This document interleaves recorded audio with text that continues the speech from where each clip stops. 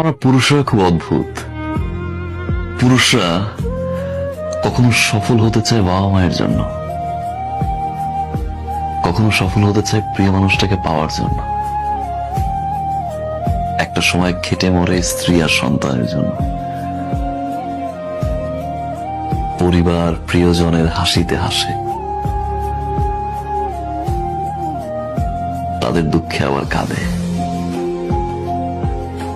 পুরুষ যখন নিজে বাঁচতে চায় তখন আর সময় থাকে না। আমরা পুরুষরা বাঁচি অন্যের জন্য। কিছু কিছু পরিবর্তন মানুষ নিজেই করে, আর কিছু কিছু পরিবর্তন মানুষের জীবনে আসে যেটা সে কখনোই চায় না, কখনোই আশা করে নাই।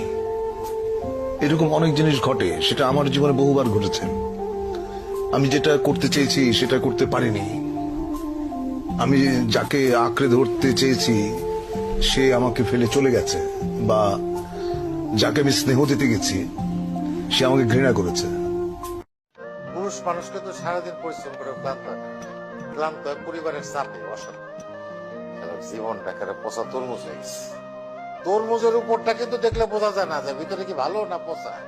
সবাই খালি আমার গাড়িটাই দেখে, কিন্তু আমার কষ্টটা কেউ দেখে না, বুঝতেও চায় না। কাউকে ভালোবাসতে পারছি না আমি, কারণ আমি আপনাকে খুঁজে পাই না।